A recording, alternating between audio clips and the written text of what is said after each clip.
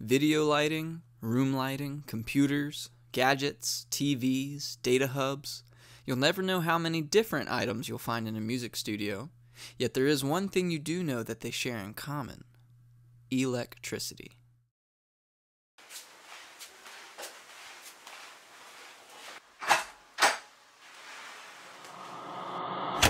Believe me when I say you gotta see this.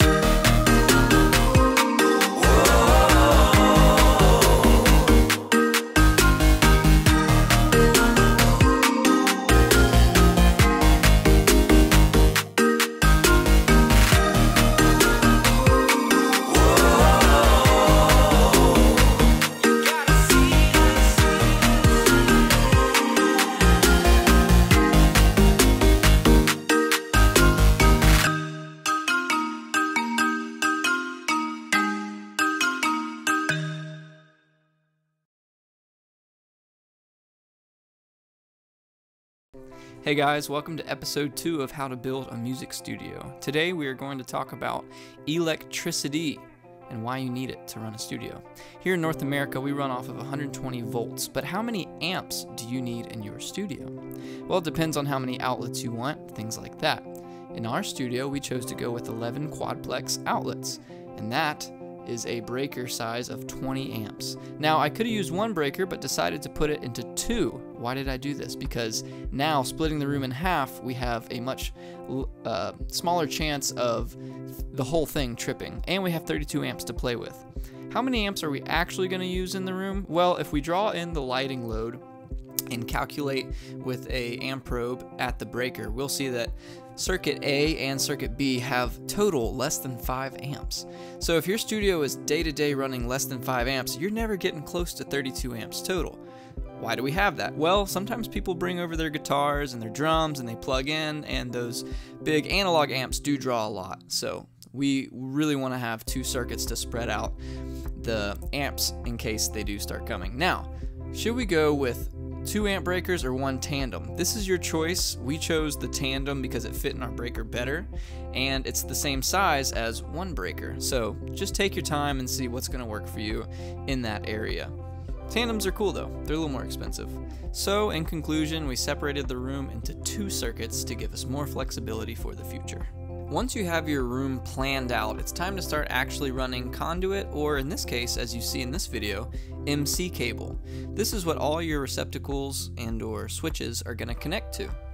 If you don't know how to run electrical, you can always hire somebody or look up tutorials about how to do it yourself. Alright guys, so a lot of times in construction for sound rooms, you have to eliminate all the vibrations, and we have MC cable that we're going to use for our electrical. And when you pass this 12-2 MC cable through this hole, if let's say you play like a really low bass note, you may get a little bit of this, some rattling. So the way that we are going to fix that is we're going to take these insulation pieces, I'm not sure what it's made out of, maybe neoprene or something, and we're going to stick them like this. It's going to connect here and go inside the hole. And now, there's absolutely no, if it rattles, that's great, but there's no noise. So, in every single hole where we have our MC cable, we're going to put these neoprene covers. The foam we're using is called Armaflex, and it can be found at any AC hardware store. We're using moving blankets to keep our floor protected.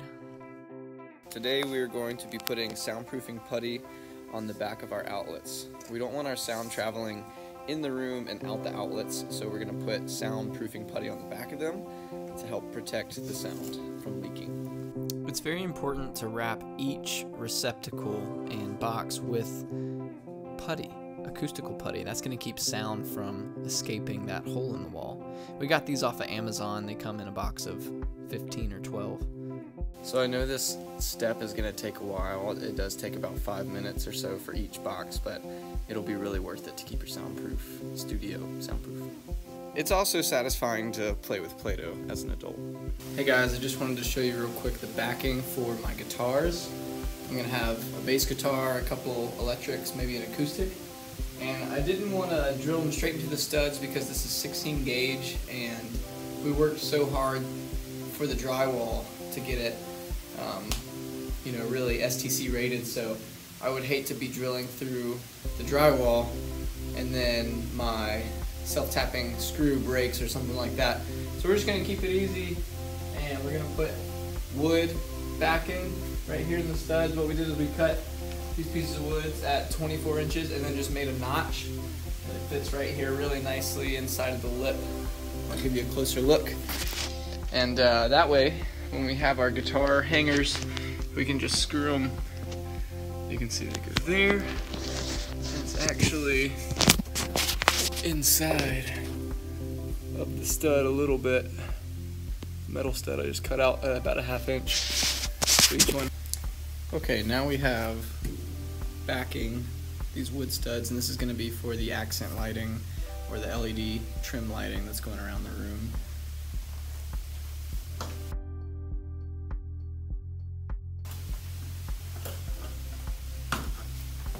So basically you're just going to do that all the way around the room, and it is kind of a lot to do one wood stud throughout all of this, but it doesn't really cost that much. 2x3 studs are not that expensive, and it's going to save your sheetrock from having multiple piercings, because trying to go through those studs it's really hard.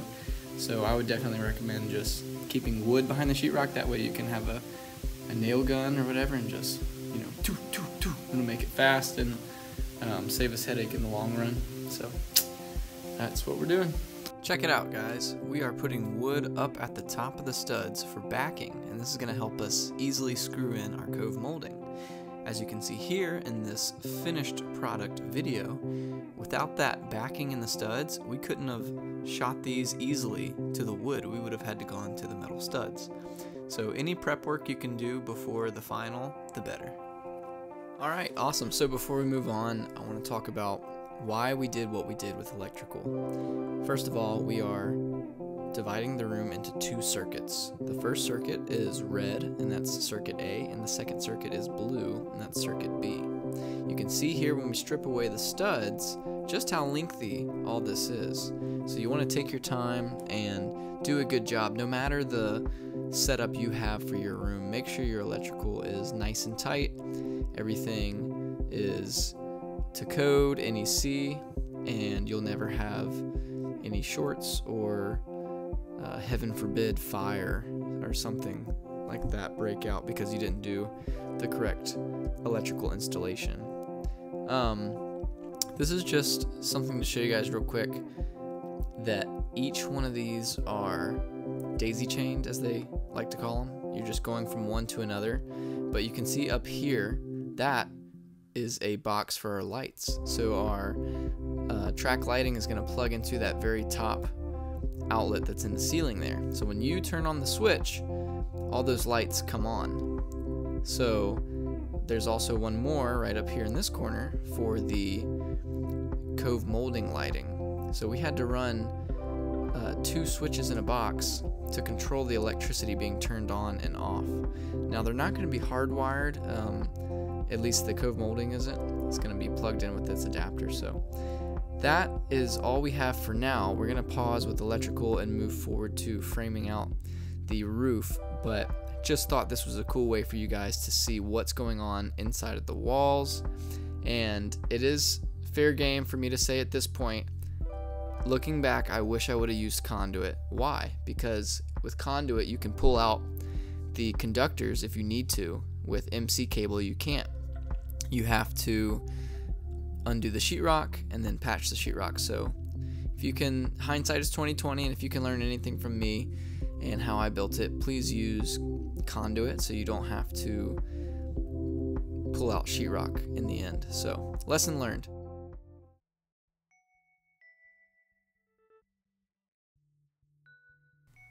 What does it take to frame a roof? Well, in this case, we chose to use wood. You can use metal, any material really that's gonna get your roof sturdy and allow you to put things like HVAC through it. Sometimes you do have electrical running through the roof. We do have a small amount running through, so we chose to use wood so we could easily punch holes in between it. These areas here are rectangles for the HVAC, and we'll get a little bit into that more later on when we talk about the baffle boxes.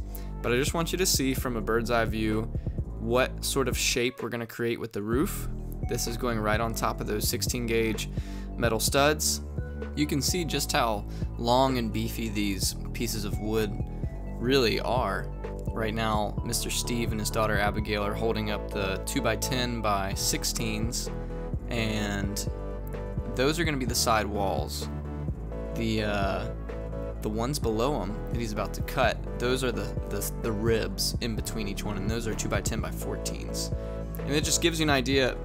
There was a lot of cost just for the roof itself. In the end of the video, I'll show you the breakdown, but you really want to take your time and purchase, oh, there we go, that's me. Purchase something that's going to be sturdy, because we're holding up 2 layers of sheetrock underneath and we're putting it on top, so that's why we had to go so beefy. What you're going to need is a skill saw or a worm drive to cut these. After you have your tools, it's important to look at your material. Sometimes wood can be bent, and you need to take a pencil and mark which side is better. This is going to help you when you put sheetrock on top to make a real secure connection. Once you have done that, take your square and mark the edges. Just cut off a small piece to where it's really smooth, really clean. If you don't do this, it's not going to be flush when you put it up against another piece of wood. Now that you got your material cut and organized, make sure to label them so you know where things are going. You don't want to get a piece of wood mixed up and later have to undo it and waste a lot of time. So once you've done this, you're ready to move on to the next step. Okay, so here we are in the future studio, getting ready to install the ceiling joists. That's right, Abigail. It is time to put up the ceiling joist. We start with the, I would call this plan north end, and we attach it to the sides, and you're gonna see each one being slowly put edge to edge. You're gonna put some screws to tack them together, and this is where it really starts coming alive. We're gonna put in 16 on center, these big wood studs. On your baffle boxes, you have to make sure to put it 24 inches or whatever the space is.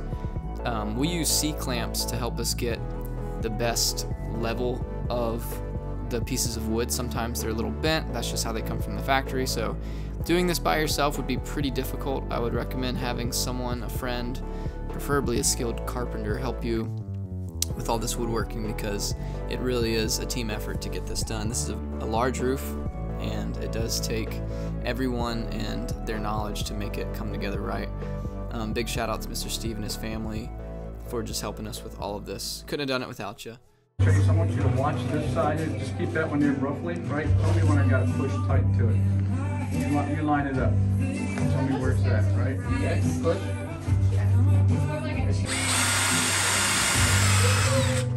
Looking good.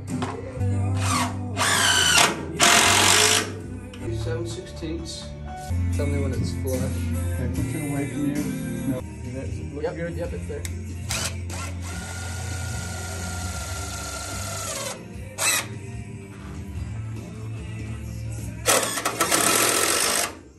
Today, or tonight rather, what we're doing up there is we're making a box with the framing so that our baffle boxes will slide into them. And this is, we're gonna have sheetrock on both sides, but the baffle box is gonna go straight in, and our return air can go right there. Our supply air can go right there. And the reason you build a baffle box is because the air conditioning is so noisy. Every time you hit record, you would hear a faint kind of high frequency buzz, or maybe even a low frequency thing. So a baffle box gets rid of that. And so it does take a little bit longer work, but it's definitely worth it. And hopefully we'll get a no noise soundproof studio out of this.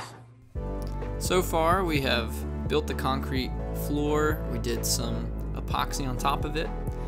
We moved to framing, got all the walls finished out, and pulled our electrical MC cable. There are 2 circuits, one in red, one in blue. And finally, we put on the roof made out of wood. We have probably completed, I'd say, about 20%. There's still a lot more to do, but we're gonna have fun doing it, so stay with me.